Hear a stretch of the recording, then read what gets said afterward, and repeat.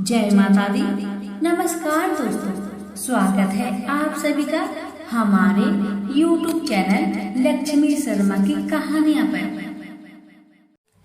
जय हो तुलसी मैया के प्यारे भक्तजनों। आज 2024 में मैं आप सभी को सुनाने जा रही हूँ माँ तुलसी की कथा। इसे नियम पूर्वक पूरे साल प्रत्येक दिन सुने। प्रेम से बोलिए तुलसी माता की जय।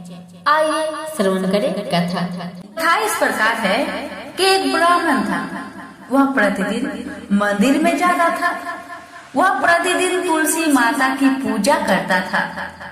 वह तुलसी माता से प्रतिदिन प्रार्थना करता था कि हे तुलसी महारानी, मेरे आनंद कर।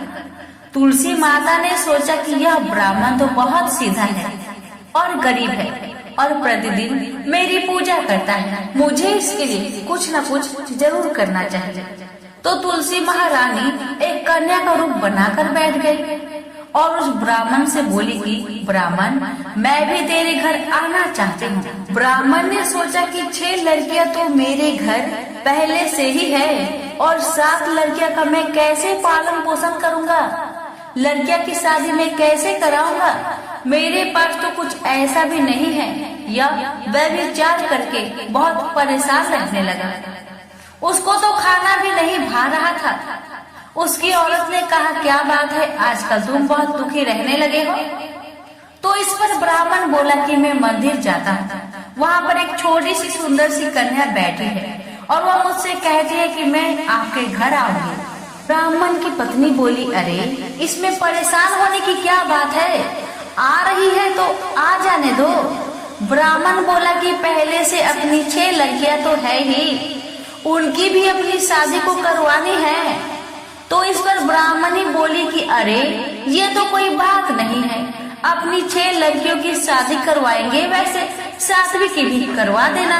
अगले दिन जब ब्राह्मण वह मंदिर गया तो वह छोटी कन्या ने पूछा, ब्राह्मण मैं आपके घर आऊं? तो ब्राह्मण बोला, हाँ चल बेटा चल। कन्या को ब्राह्मण घर लेके चला आया। तुलसी माता के कन्या रूप में ब्राह्मण के घर आने से ब्राह्मण घर बहुत आनंद हो गया। घर में लक्ष्मी की बारिश हो गई। जब ब्राह्मण 7 कन्याओं की शादी के लिए वर ढूंढने जाने लगा तो उस छोटी सी कन्या ने कहा कि मेरे तो शालिग्राम जी के मंदिर में जाकर शालिग्राम जी को बोलना कि बारात लेकर आए और मेरी 6 बहनों के तुम्हारी इच्छा से वर ढूंढ लेना। तुलसी महारानी की मेहरबानी से उसके तो सब जीवन, कपड़ा, खाना सब तैयार हो गया और अच्छी धूमधाम से उनकी शादी हो गई और उस ब्राह्मण पर तुलसी माता टुटमान हो गई। हे तुलसी माता, जैसे आप ब्राह्मण पे टुटमान हुए वैसे हम पर भी होना और जैसा आनंद ब्राह्मण के करा वैसा हम सबके करना। प्रेम से बोलिए तुलसी महारानी की जय। बहुत समय पहले की बात है, किसी गांव में एक कन्या रहती थी। जब वह थोड़ी सी बड़ी हुई और उसको समझ आने लगा, तब से ही वह तुलसी माता का पूजन करने लगी। उसके प्रतिदिन का नियम था कि तुलसी माता जी का पूजन करने के बाद ही खाना खाती थी। जब वह कन्या शादी के लायक हुई तब उसके माता पिता ने उसकी शादी करवा दी। कन्या को उसके माता पिता ने दहेज में भी एक तुलसी का गमला दिया था, क्योंकि माता पिता तो जानते हैं मेरी कन्या बिना तुलसी पूजन के भोजन नहीं करती। इसी कारण उन्होंने कन्या को तुलसी का गमला दे दिया। कन्या पहुंची ससुराल। वहाँ पर वह प्रतिदिन सवेरे ही उठती, पूजा करती और उसके बाद ही खाना खाने बैठती थी। उस कन्या की 2 जेठानियां थी। वो दोनों उसका मजाक उड़ाती थी कि बड़े नियम धर्म वाली बनती है। उन दोनों को उससे बहुत ईर्ष्या जलन होती थी, इसलिए वो दोनों तुलसी जी का गमला छुपा देती थी।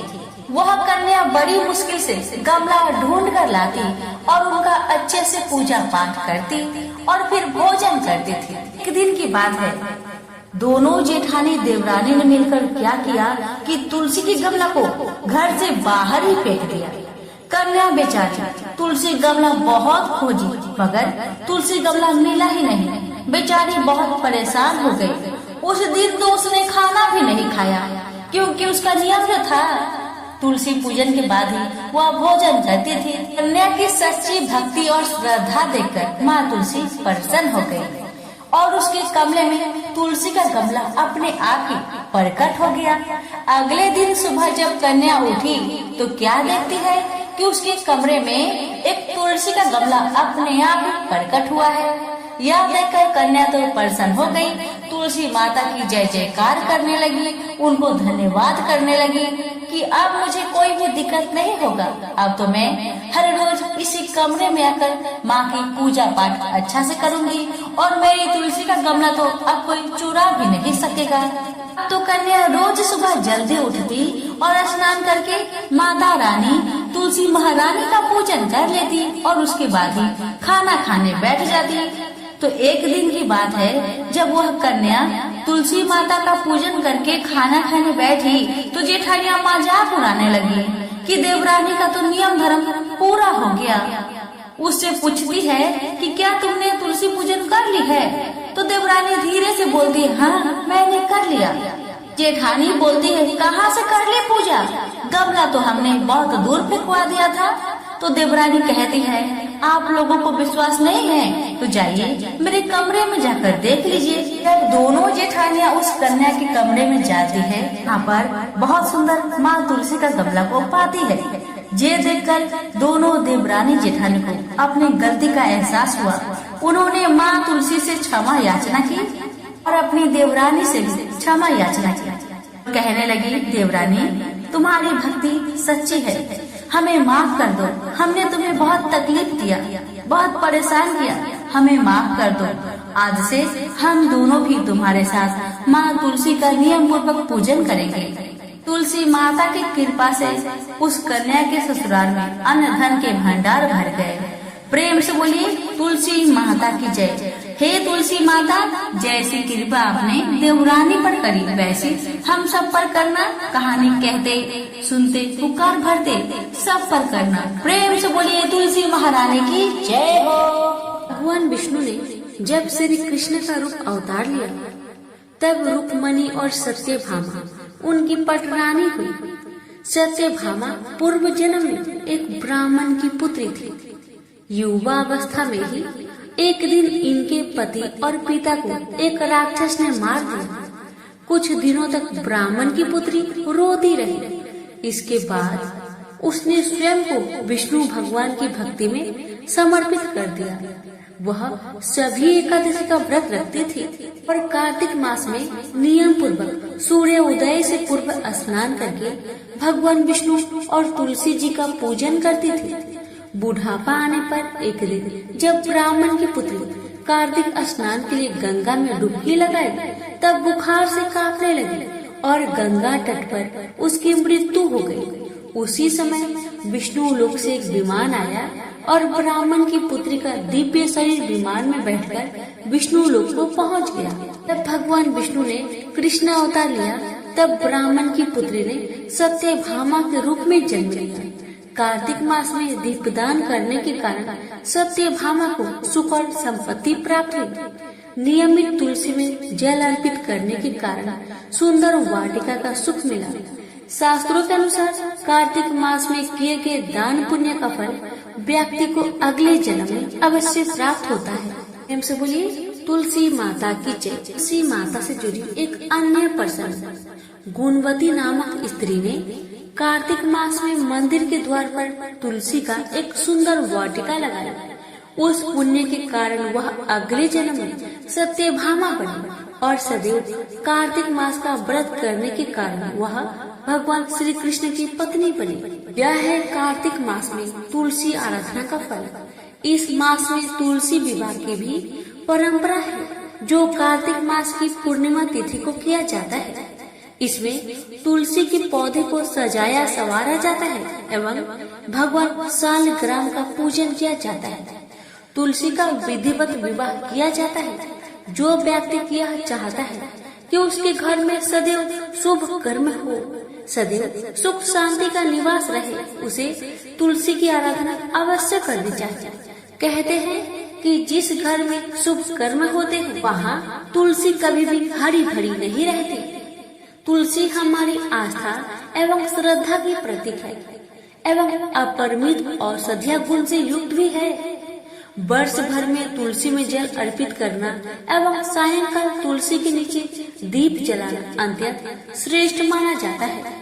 कार्तिक मास में तुलसी के समीप दीपक जलाने से मनुष्य अनंत पुण्य का भागी बनता है। इस मास में तुलसी के समीप दीपक जलाने से व्यक्ति को साक्षात लक्ष्मी की कृपा प्राप्त होती है, क्योंकि तुलसी में साक्षात लक्ष्मी का निवास माना गया है। राधा रानी और तुलसी कथा। एक बार राधा जी सखी से बोली, सखी तुम श्री कृष्ण की प्रसन्नता के लिए किसी देवता की ऐसा पूजा बताओ जो परम सौभाग्यवर्धक हो। तब समस्त सखियों में श्रेष्ठ चंद्र नन्ना ने अपने हृदय में एक क्षण तक कुछ विचार किया, फिर बोली, राधे परम सौभाग्यदायक और श्री कृष्ण की प्रीति के लिए वरदायक व्रत है तुलसी की सेवा। तुम्हें तुलसी सेवन का ही नियम लेना चाहिए, क्योंकि तुलसी का ही यदि स्पर्श अथवा ध्यान, नाम कीर्तन, आरोपण, सेचन किया जाए तो महान पुण्यप्रद होता है। हे राधे, जो प्रतिदिन तुलसी की भक्ति करते हैं वे कोटि सहस्त्र युगों तक अपने उस सुकृत्य का उत्तम फल भोगते हैं। ऋषियों की लगाई हुई तुलसी जब तक शाखा पर शाखा, बीज, पुष्प और सुंदर दलों के साथ पृथ्वी पर बढ़ती रहती है, तब तक उनके वंश में जो जो जन्म लेता है वे सभी हो हजारों कल्पों तक श्री हरि के धाम में निवास करते हैं। जो तुलसी मजरी सिर पर रखकर प्राण त्याग करता है वह सैकड़ों पापों से युक्त क्यों न हो, यमराज उसकी ओर देख भी नहीं सकते। इस प्रकार चंद्र नन्ना की कही बात सुनकर श्री राधा ने साक्षात श्री हरि को संतुष्ट करने वाले तुलसी सेवन का व्रत प्रारंभ किया और केतकी वन में 100 हाथ गोलाकार भूमि पर पहुँच ऊंचा और अत्यंत मनोहर श्री तुलसी का मंदिर बनवाया, जिसकी दीवार सोने से जड़ी थी और किनारे किनारे पद्म राम गली लगी थी। वह सुंदर सुंदर पन्ने, हीरे और मोतियों के परकोट से अत्यंत सुशोभित था। उसके चारों ओर परिक्रमा के लिए गली बनाई गई थी, जिसकी भूमि चिंतामणि से मंडित थी। ऐसे तुलसी मंदिर के मध्य भाग में हरे पल्लवों से सुशोभित तुलसी की स्थापना करके श्री राधा ने अभिजीत मुहूर्त में उनकी सेवा प्रारंभ की। राधा जी ने आश्विन शुक्ला पूर्णिमा से लेकर चैत्र पूर्णिमा तक तुलसी सेवन व्रत का अनुष्ठान किया। व्रत आरंभ करके उन्होंने प्रतिमास पृथक पृथक रस से तुलसी को सींचा।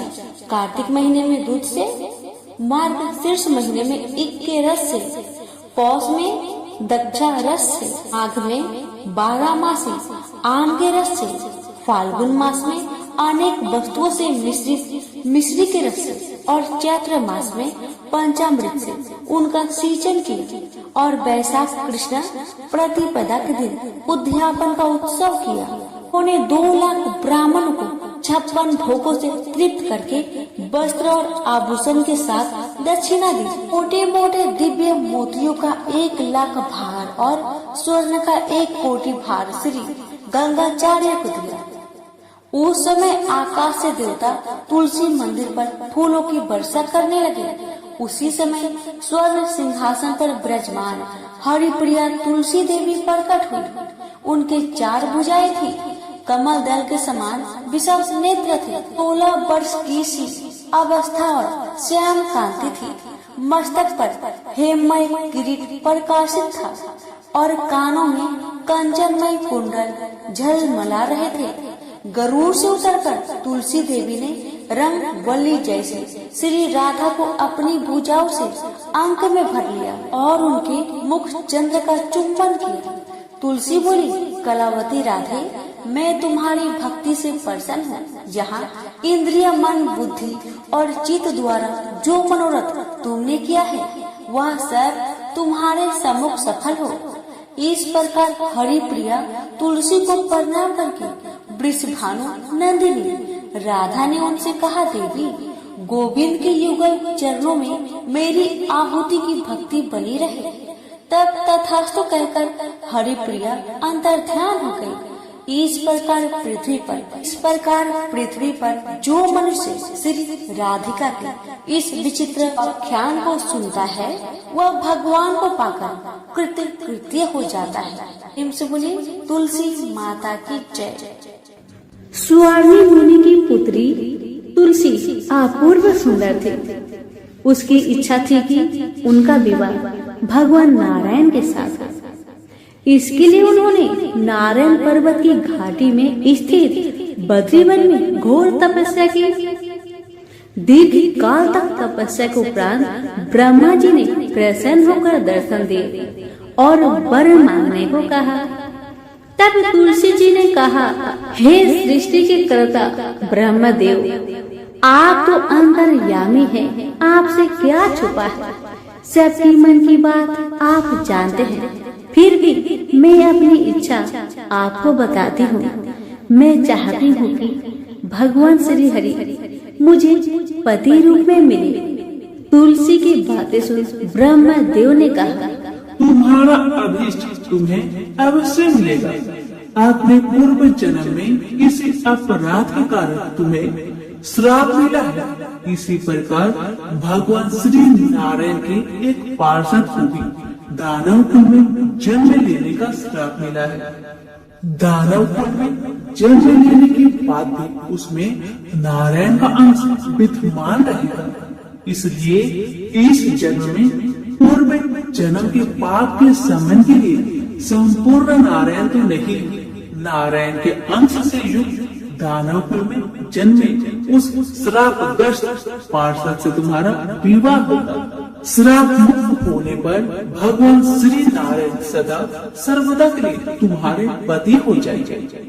तुलसी ने ब्रह्मा जी के इस वर को स्वीकार किया, क्योंकि मानव कुल में जन्म के कारण उसे मायावी भोग तो भोगना ही था। तुलसी बद्री वन में रहने लगी। नारायण का वह पार्षद दानव कुल में शंखचूड़ के नाम से पैदा हुआ था। कुछ दिनों के बाद वह भ्रमण करता हुआ बद्री वन में आया, जहाँ तुलसी रहा करती थी। वहाँ तुलसी को देखते ही उस पर मुग्ध हो गया। तुलसी के सामने उसने अपने साथ विवाह करने का प्रस्ताव रखा। इतने में ही वहाँ ब्रह्मा जी भी आ गए और उन्होंने तुलसी से कहा, तुलसी, शंखचूड़ को देखो, कैसा देवोपम इसका स्वरूप है। दानव कुल में जन्म लेने के बाद भी लगता है जैसे इसके शरीर में नारायण का वास हो। तुम प्रस्ताव को स्वीकार कर लो। तुलसी को भी लगा कि उसकी तपस्या पूर्ण हुई है, उसे इच्छित फल मिला है। शंखचूड़ के साथ उसका गंधर्व विवाह हो गया और वह शंखचूड़ के साथ उसके महल में पत्नी बनकर आ गया। शंखचूड़ ने अपनी परम सुंदरी सती सावधी पत्नी तुलसी के साथ बहुत दिनों तक राज्य किया। उसने अपने राज्य का इतना विस्तार किया कि देवलोक तक उसके अधिकार में आ गया। स्वर्ग का सुख भोगने वाले देवताओं की दशा भिखारियों की जैसी हो गई। शंखचूड़ किसी को भी कष्ट नहीं देता था, पर अधिकार और राज्य छीन जाने से सारे देवता मिलकर ब्रह्मा, विष्णु और शिव की सभा में गए तथा अपनी विपत्ति सुनाई। ब्रह्मा जी ने कहा, तुलसी परम साध्वी है, उसका विवाह शंखचूड़ से मैंने ही करवाया था। शंखचूड़ को तब तक नहीं हराया या मारा जा सकता है जब तक तुलसी को न छाना जाए। विष्णु जी ने कहा, शंखचूड़ पूर्व जन्म में मेरा पार्षद था। श्राप के कारण उसे दैत्य कुल में जन्म लेना पड़ा। इस जन्म में भी मेरा अंश उसमें व्याप्त है। साथ ही तुलसी के पतिव्रत धर्म से वह अजय है, फिर देवताओं की सम्मति से भगवान शिव ने शंखचूड़ के पास संदेश भेजा कि या तो वह देवताओं का राज्य लौटा दे या फिर उनसे युद्ध करे। शंखचूड़ भगवान शंकर के पास पहुंचा। उसने कहा, देवादिदेव, आपके लिए देवताओं का पक्ष लेना उचित नहीं है। राज्य बढ़ाना हर राजा का कर्तव्य है। मैं किसी को दुखी नहीं कर रहा हूँ। देवताओं से कहिए वे मेरी प्रजा होकर रहे। मैंने आपका भी कोई उपकार नहीं किया है और हमारा आपका युद्ध शोभा नहीं देता। अगर आप हार गए तो बड़ी लज्जा की बात होगी। मैं हार गया तो आपकी प्रीति बहुत अधिक नहीं बढ़ेगी। शंखचूड़ की बातें सुन भगवान शंकर हंसने लगे। भगवान सब रहस्य समझते थे। तुलसी और शंखचूड़ के पूर्व जन्म की श्राप की अवधि लगभग पूरी हो चुकी थी। भगवान बोले, इसमें प्रीति और लज्जा की बात नहीं। तुम देवों के राज्य लौटाकर उन्हें उनके पद पर प्रतिष्ठित होने दो। युद्ध से बचने का यही एक उपाय है। शंखचूड़ ने कहा, मैंने युद्ध के बल से देवलोक जीता है। कोई उसे युद्ध के द्वारा वापस ले सकता है। यह मेरा अंतिम उत्तर है। मैं जा रहा हूँ। ऐसा कहकर शंखचूड़ चला गया। उसने अपनी पत्नी तुलसी को सारी बात बताई और कहा, कर्म भोग सब काल सूत्र में बंधा है। जीवन में हर्ष, सुख, भय, सुख, दुख, मंगल, अमंगल काल के अधीन है। हम तो केवल निमित्त है। संभव है भगवान शिव दोनों का पक्ष लेकर मुझसे युद्ध करें। तुम चिंता मत करना। तुम्हारी सती तेज मेरी रक्षा करेगी। दूसरे दिन भगवान शंकर ने नेतृत्व में देवताओं ने युद्ध छेड़ दिया। शंखचूड़ ने भीषण बाणों की वर्षा कर उनका वेग रोका। उसके प्रहार से देवता डगमगाने लगे। उसने दानवी शक्ति का प्रयोग कर माया भी आरंभ किया। युद्ध स्थल पर दानव शंखचूड़ किसी को दिखाई नहीं देता था, पर उसका अस्त्र शस्त्र देवताओं पर प्रहार कर देवताओं को घायल कर रहा था।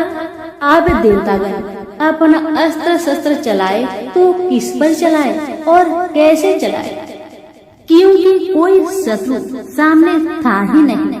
कई दिनों तक इस तरह भयंकर युद्ध चला। शंखचूड़ पराजित नहीं हुआ।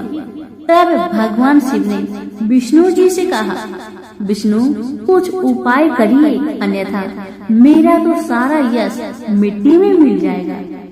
तब श्री हरि विष्णु ने सोचे, बल से तो शंखचूड़ को हराया नहीं जा सकता, इसलिए छल का सहारा लेना होगा। उन्होंने तुरंत अपना स्वरूप शंखचूड़ जैसा बनाया और वस्त्र शस्त्र से सज्जित हो तुलसी के पास आए और बोले, प्रिय, मैं युद्ध में जीत गया। सारे देवता भगवान शंकर समेत हार गए। आओ इस खुशी में आओ, मैं तुम्हें अंक से लगा लूं। पति को प्रत्यक्ष करा देख तथा विजय का समाचार सुन वह दौड़कर मायावी शंखचूड़ के गले से लिपट गई। इस प्रकार पति पत्नी दोनों ने आलिंगन को खूब खुशी मनाई। पर पुरुष के साथ इस प्रकार का व्यवहार से उसका सती तेज नष्ट हो गया। उसका सती तेज जो शंखचूड़ की कवच के रूप में रक्षा कर रहा था, वह कवच नष्ट हो गया। शंखचूड़ शक्तिहीन हो गया। यह जानते ही भगवान शंकर ने अपने त्रिशूल से प्रहार किए। त्रिशूल के लगते ही शंखचूड़ जलकर भस्म हो गया। शंखचूड़ के मरने को जानकर विष्णु अपने असली स्वरूप में आ गए। सामने अपने पति शंखचूड़ के स्थान पर भगवान विष्णु को खड़ा देख तुलसी बहुत विस्मित हुई। उसको पता लग गया कि स्वयं नारायण ने उसके साथ छल किया है। क्रोध में आकर उसने श्राप दिया, एक सती स्त्री का अस्तित्व भंग करने के अपराध में तुम हृदयहीन पत्थर हो जाओ। विष्णु ने तुलसी के श्राप को सिरोधार्य कर कहा, देवी तुम्हारा तथा शंखचूड़ के कल्याण के लिए मुझे ऐसा करना पड़ा। तुम दोनों को श्राप मुक्त करना था। तुम भी अब शरीर त्याग कर तुलसी बिरुवा के रूप में जन्म लोगी और मेरी पूजा तुलसी दल से होगी। मैं सालग्राम पत्थर बनूंगा। मेरे शीश पर तुम आदर से विराजमान होगी। तुम्हारे पति की हड्डियों के चूर्ण से शंख की उत्पत्ति होगी। उस शंख ध्वनि से देवताओं तथा मेरी पूजा आराधना होगी। जहाँ शंख ध्वनि होगी वहाँ मंगलमय में मैं विराजमान रहूंगा। तुमने पूर्व जन्म में बद्री वन में मुझे पाने के लिए बड़ी तपस्या की थी। अब अगले जन्म में मैं नारायण पर अस्तर के रूप में बद्रीनाथ वन में स्थापित हो जाऊंगा और मेरी पूजा अर्चना फल फूल से न होकर तुम्हारी तुलसी दल से होगी। मेरे शीश पर विराजमान होकर तुम मुझसे भी पूजा पद प्राप्त करोगी। प्रेम से बोले तुलसी माता की जय हो, शालिग्राम जी की जय हो, विष्णु भगवान की जय हो। बहुत समय पहले की बात है। एक गांव में एक ननद भाभी रहा करती थी। ननद अभी कंवारी थी। उस परिवार में ननद, भाभी और भाई, इन तीनों के अलावा और कोई भी नहीं रहता था।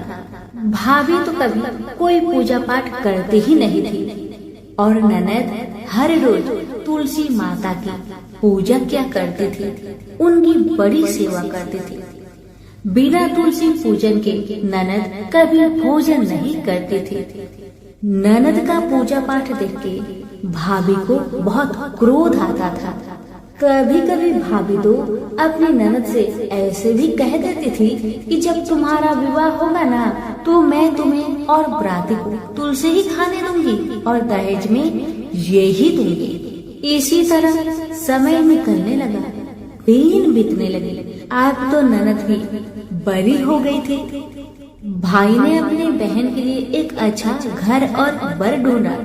अब तो बहन की शादी पक्की हो गई। बहन की शादी वाले दिन भाभी ने क्या किया, बारातियों के सामने तुलसी का गमला फोड़ कर रख दिया। लेकिन ननद की सच्ची भक्ति और श्रद्धा से तुलसी माता बहुत प्रसन्न थी। इसी कारण से तुलसी माता की कृपा से तुलसी का गमला स्वादिष्ट व्यंजन में बदल गया। ये चमत्कार देखकर भाभी बहुत आश्चर्यचकित हो गई।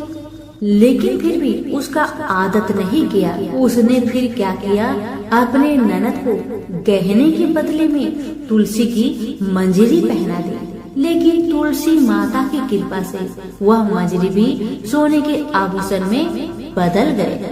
ये देखकर भी भाभी बहुत हैरान हुई, मगर फिर भी अपनी करतूत करनी न बंद किया। उसने फिर वस्त्रों के स्थान पर तुलसी का जनेऊ रख दिया। लेकिन तुलसी माता की कृपा से वह तुलसी का जनेऊ रेशमी और सुंदर वस्त्र में बदल गया। ननद की भाभी बहुत पापिन थी, इसलिए तुलसी माता की महिमा को न जान सकी। भाई ने अपने बहन को बड़े प्यार और आदर के साथ विदा किया। बहन ससुराल में गई। ससुराल वाले उसके दहेज आदि के बारे में बहुत बड़ाई करने लगे। जब ये बात भाभी को मालूम हुई तो उसे बड़ा आश्चर्य हुआ और तुलसी जी की पूजा का महत्व उसको समझ में आ गया। भाभी की एक लड़की थी। अब भाभी सोचने लगी, क्यों ना मैं भी अपनी बेटी को तुलसी माता की पूजा करने को कहूँ। तो भाभी अपनी लड़की से कहने लगी कि तू भी तुलसी माता की सेवा कर, तुझे भी बुआ की तरह फल मिलेगा। पर लड़की अपनी माँ के जैसी ही थी। उसे तुलसी की सेवा में मन नहीं लगता था। भाभी की लड़की हर रोज सुबह स्नान करके ऊपर के मन से अपनी माँ की बात रखने के लिए तुलसी माता की पूजा कर लिया करती थी, मगर मन उसका पूजा में कभी नहीं लगा। इसी तरह समय बीतते गया। इस बार भाभी ने खुद अच्छा घर और वर देकर अपनी बेटी का विवाह तय किया, और जब विवाह का समय आया तो भाभी ने सोचा जैसा व्यवहार मैंने अपनी ननद के साथ किया वैसा ही व्यवहार मैं अपनी बेटी के साथ करूंगी, क्योंकि मैंने जो ननद के साथ व्यवहार किया उसी व्यवहार के कारण ननद को इतनी इज्जत मिली थी। क्यों न मैं भी अपनी लड़की के साथ वैसा ही व्यवहार करूं। अब जैसे ही बाराती वाले आए, भाभी ने तुलसी जी का गमला को फोड़कर बाराती के सामने रख दिया, परंतु इस बार मिट्टी ही रही। मंजरी व पत्ते भी अपने पूर्व रूप में ही रहे तथा जनेऊ ही रहा। सभी बाराती भाभी की बुराई करने लगे। ससुराल में भी लड़की की और उसकी माँ की बहुत बुराई हो रही थी। भाभी को अपनी ननद से बहुत जलन होता था। इस कारण भाभी अपनी ननद को बहुत कम ही घर पर बुलाया करती थी, पर भाई अपने बहन को बहुत मानता था। भाई ने एक दिन सोचा बहन की शादी किए हुए बहुत साल हो गए, क्यों ना मैं अपने बहन से मिलकर आऊं, उसके ससुराल जाऊं। अब भाई ने अपनी इच्छा अपनी पत्नी को बताया। पत्नी से कहा कुछ सौगात ले जाने के लिए कुछ दो, बहन का घर जाऊंगा, खाली हाथ कैसे जाऊं, कुछ हो तो मुझे दो। भाभी ने क्या किया, गुस्से से जुआर एक थैले में भरकर कहा, लो इसी को लो और अपनी बहन के घर ले जाओ, मेरे पास और कुछ नहीं है, यही है, इसी को ले जाओ। बेचारा पति दुखी मन से चल गया, वही जुआर भरे थैले को लेकर, और मन ही मन में सोचते जा रहा था, भला कोई भाई अपने बहन के ससुराल में जुआर ले जाता है। यही सोचते सोचते भाई बहन के ससुराल की तरफ जा रहा था। उसने सोचा ये जुआर बहन के ससुराल ले जाऊंगा तो लोग क्या कहेंगे, क्यों ना मैं इसे गाय को खिला दूं। भाई जब बहन के नगर के समीप पहुंचा और उसने एक गौशाला में गाय के सामने जुआर का थैला उलट दिया। जुआर को उलटता देखकर तब गौ बालक ने कहा, ए भाई तुम ये क्या कर रहे हो, सोना मोती गाय के आगे क्यों डाल रहे हो। भाई ने जब नीचे देखा तो सचमुच हीरे मोती सोना चांदी जगमगा रहे थे। भाई ने तुलसी माता के चमत्कार को जान लिया और जोर जोर से तुलसी माता की जयकारा लगाने लगा और सारी कहानी उस गौ बालक को बताया। सोना चांदी हीरा मोती थैले में भरकर बहुत प्रसन्न मन से अपने बहन के घर गया। बहन भाई को देखकर बहुत प्रसन्न हुई और अपने भाई की बहुत आवभगत की। भाई ने अपनी बहन के सास ससुर से आज्ञा लेकर अपनी बहन को घर में कराया और रास्ते में सारी कहानी बताते आ रहा था कि कैसे भाभी ने ज्वार भरकर थैले में दिए थे और तुलसी माता की कृपा से कैसे ये ज्वार हीरे मोती सोने चांदी में बदल गए। भाई को तुलसी माता का महिमा पता चल गया था। अब भाई और बहन घर आकर अपनी भाभी को सारी कहानी बताते हैं और तुलसी माता की महत्व को समझाते हैं। तो पूजन करने का फल उसे भी बताते हैं। वे तो भाई और भाभी और उसकी बेटी तीनों जन मिलकर हर दिन तुलसी माता का पूजन किया करते थे और तुलसी माता भी उनके पूजन से प्रसन्न होकर उनके घर में अन्न धन के भंडार भर दिए और भाभी की बेटी को भी अच्छा घर और वर मिला। तो सभी मिलकर बोलिए तुलसी मैया की जय हो। कथा अच्छी लगे तो लाइक करके अभी शेयर करें। धन्यवाद। हर महीने में एक बुढ़िया माई तुलसी माता का पूजन और सींचन करती और साथ में कहती, हे तुलसी माता सत की दाता, मैं तेरा बिडला सींचती हूँ, मुझे बहू दे, पीताम्बर की धोती दे, मीठा मीठा गाछ दे, बैकुंठा में बास दे, चटक की चाल दे, बतख की मौत दे, चंदन का काठ दे, रानी सा राज दे, दाल भात का भोजन दे, 11 की मौत दे, श्री कृष्ण का कांधा दे, बूढ़ी माई की। ये सभी बातें सुनकर तुलसी माता सूखने लगी। तो भगवान ने पूछा कि हे तुलसी, तुम क्यों सूख रही हो? भगवान की बातें सुन तुलसी माता कहने लगी कि एक बुढ़िया माई मेरे पास रोज आती है और वह पूजन करके यही बात कह जाती है। मैं सब बात को पूरा कर दूंगी, लेकिन भगवान कृष्ण का कंधा कहाँ से लाऊंगी? तो भगवान बोले, जब वो बुढ़िया मरेगी तो मैं अपने आप उसे कंधा देने आ जाऊंगा। तो बुढ़िया माई से कह देना। समय बीतता गया। जब बुढ़िया माई मर गई, सब लोग आ गए। जब माई को ले जाने लगे तो वह किसी से न उठी। तब भगवान एक 12 वर्ष के बालक का रूप धारण करके आए। बालक ने कहा, मैं कान में एक बात कहूँगा तो बुढ़िया माई उठ जाएगी। बालक ने कान में कहा, बुढ़िया माई मन की निकाली, पीताम्बर की धोती ले, मीठा मीठा घास ले, बैकुंठा बास ले, चटक की चाल ले, पटक की मौत ले, कृष्ण जी का कांधा ले। यह सुनकर बुढ़िया माई हल्की हो गई। भगवान ने कंधा दिया और बुढ़िया माई को मुक्ति मिल गई। हे तुलसी माता, जैसे बुढ़िया माई को मुक्ति दी वैसे सबको देना। प्रेम से बोलिए तुलसी मैया की जय हो। एक नगर में एक गरीब ब्राह्मण अपनी पत्नी के साथ रहता था। वह भिक्षा मांग मांग कर अपना जीवन गुजारता और भगवान की पूजा में लगा रहता था। वह उतनी ही भिक्षा मांगता जिससे उसके और उसके परिवार का पेट भर सके। उस नगर का राजा बहुत धनवान था और ब्राह्मणों का आदर करने वाला था। राजा किसी भी ब्राह्मण को अपने महल से खाली हाथ नहीं जाने देते थे। दूर दूर से ब्राह्मण राजा के पास आते और मुंह मांगा दान लेकर आशीर्वाद देते हुए वापस चले जाते थे। एक दिन ब्राह्मण की पत्नी ने ब्राह्मण से कहा कि दूर दूर के ब्राह्मण राजा से मनचाहा दान लेकर चले आते हैं और तुम भी यहाँ रहकर राजा के पास नहीं जाते।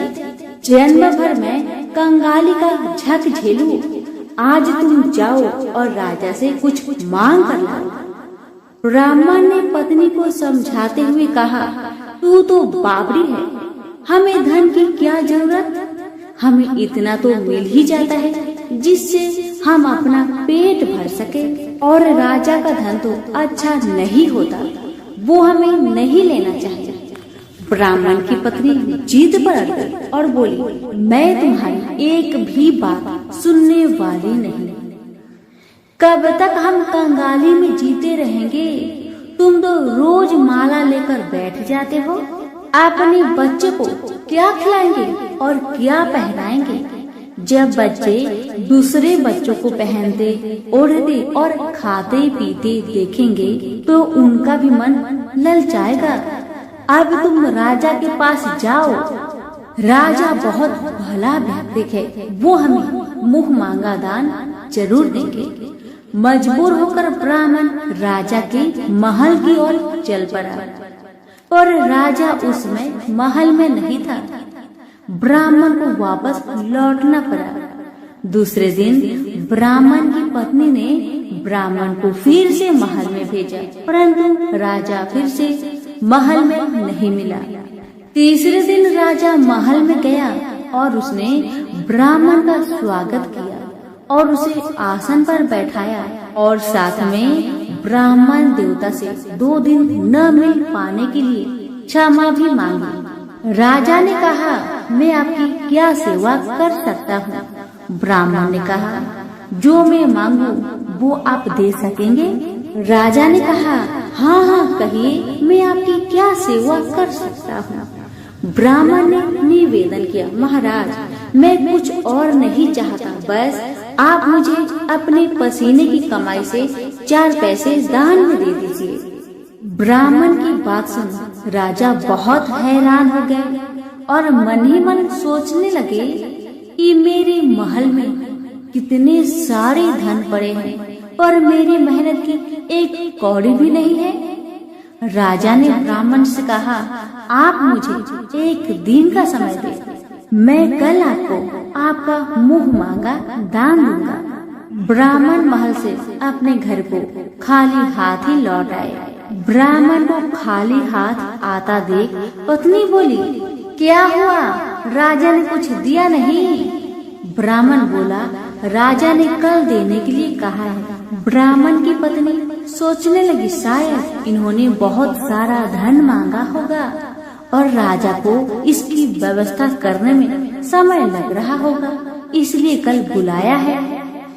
दूसरी ओर राजा ने अपने राजसी कपड़े बदलकर फटे पुराने कपड़े पहने और मजदूर जैसा वेश बना लिया।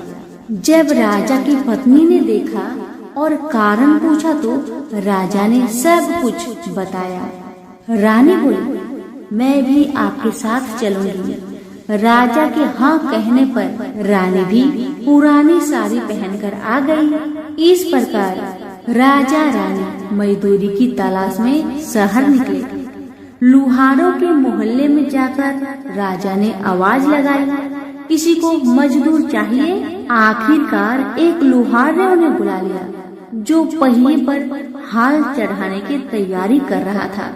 उसने राजा से कहा, देखो तुम्हें पहले खलाक ठोकनी पड़ेगी और जब आग आ जाए उसके बाद घन पिटना होगा। फिर रानी की ओर देखकर कहा, तुम्हें कुएं से पानी लेकर होदी भरनी होगी और कोयले वाले घर से कोयला लेकर भट्टी में डालना होगा। तुम दोनों के दिन भर काम करने के लिए मैं तुम्हें 2-2 आने दूंगा।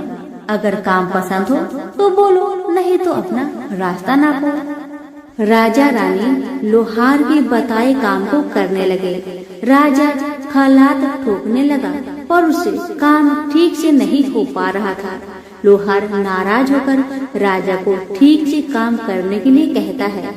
राजा जैसे तैसे अपना काम करने लगा। रानी भी कुएं से पानी भरकर लाने लगी। रानी के हाथ में फफोले पड़ गए। किसी तरह बड़ी कठिनाइयों से उसने पानी का हौज भरा। उसके बाद रानी कोयला लाकर भट्टी में डालने लगी। कोयला भरने के कारण रानी के गोरे गोरे हाथ और कपड़े काले पड़ गए। भट्टी में आग आने पर लुहार ने पात भट्टी में से निकालकर पहियों पर जमाई और एक घन अपने हाथ में लेकर और एक राजा के हाथ में देकर कहा, देखो बारी बारी से घन इस पर पटकना, हाथ इधर उधर ना होने पाए। राजा जोर जोर से घन पटकने लगा, लेकिन उसका निशाना ठीक नहीं बैठता था। कभी घन हाल पर गिरता तो कभी पहिए पर। मजदूरों का ऐसा काम देखकर लुहारिन बरबराती हुई आई और लोहार से कहने लगी, तुमने कहाँ से यह नौसिखिए मजदूर काम पर लगाए हैं? इनसे काम तो होगा नहीं। जहाँ मजदूर तुम्हारा सब काम बिगाड़ देंगे। राजा रानी उन दोनों की फटाकर सुनते सुनते अपना काम मन लगाकर करते रहे। घन पटकते पटकते राजा का शरीर पसीना से तर तर हो गया और जोर जोर से सांस चलने लगी। रानी भी पानी भरते भरते और कोयला झुकते झुकते थक कर चूर हो गई। दोनों ने पूरे दिन बहुत मेहनत की। लुहार ने राजा रानी को 2-2 पैसे दिए, जिसे वो बड़ी खुशी खुशी लेकर महल आ गए। आज उन्हें पता चला कि मेहनत की कमाई कैसी होती है। राजा ने 4 पैसे अलग रख दिए और अगले दिन ब्राह्मण को बुलाकर उसे दे दिए। ब्राह्मण राजा को आशीर्वाद देकर घर लौटा और ब्राह्मण से कहा, लो मैं राजा के यहाँ से दक्षिणा ले आया हूँ। ब्राह्मणी खुश होकर दौड़ती हुई आई पर जब उसने 4 पैसे देखे तो वह ठिठक कर रह गई और उन्हें दूर फेंक दिया। वो जल भूनकर ब्राह्मण से बोली, तुम जैसे दरिद्र राजा के यहाँ भी जाकर कुछ नहीं मांगा, शर्म भी नहीं आती। इतना कहकर रूठ कर चली गई और बहुत देर तक बरबराती रही।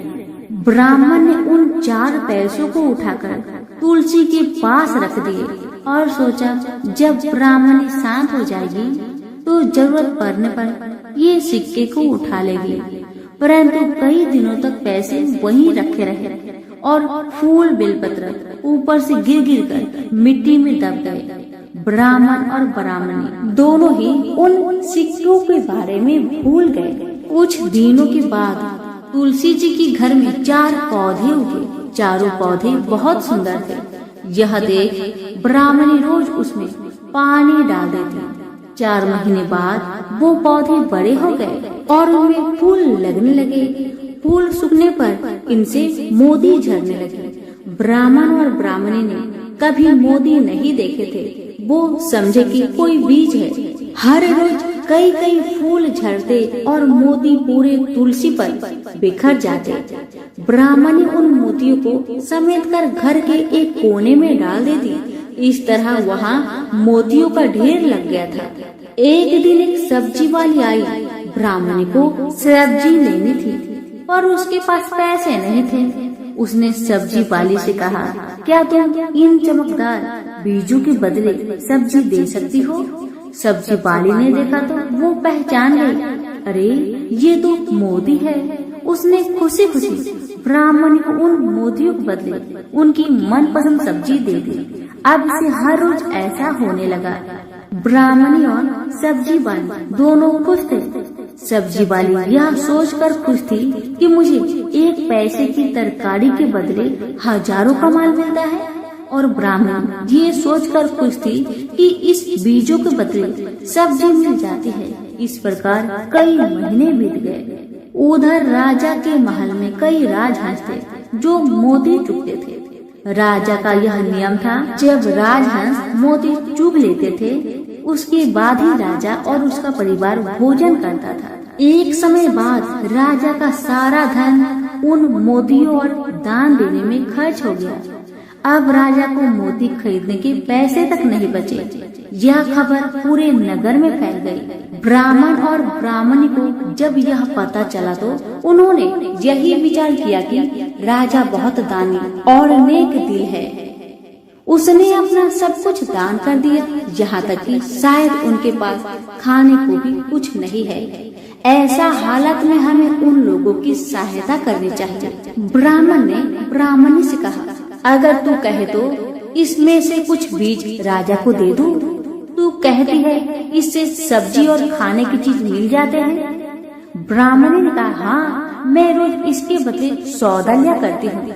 ऐसा कहकर ब्राह्मणी 1 टोकरी बीज भर लाई। ब्राह्मण राजा के पास पहुँचा और उसे वो मोती दिए और राजा को सारी बात बताई। राजा उन मोतियों को देखकर चौंक गया।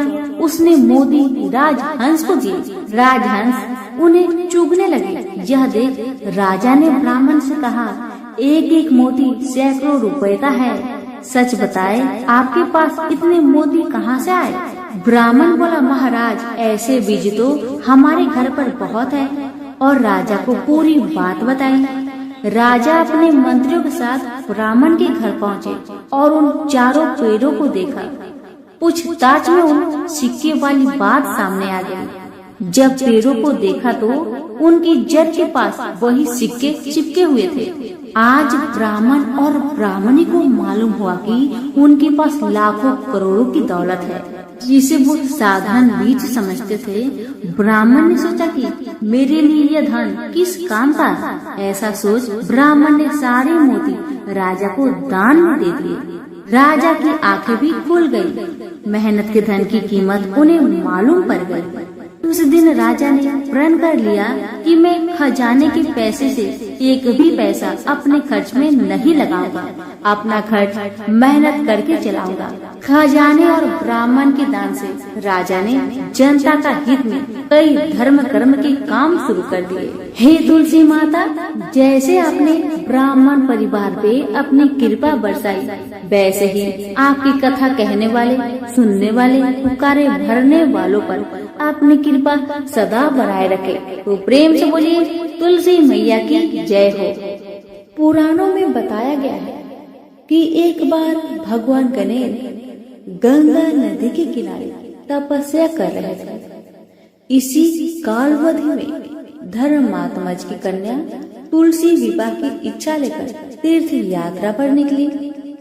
देवी तुलसी सभी तीर्थ स्थल का भ्रमण करते हुए गंगा के तट पर पहुंची।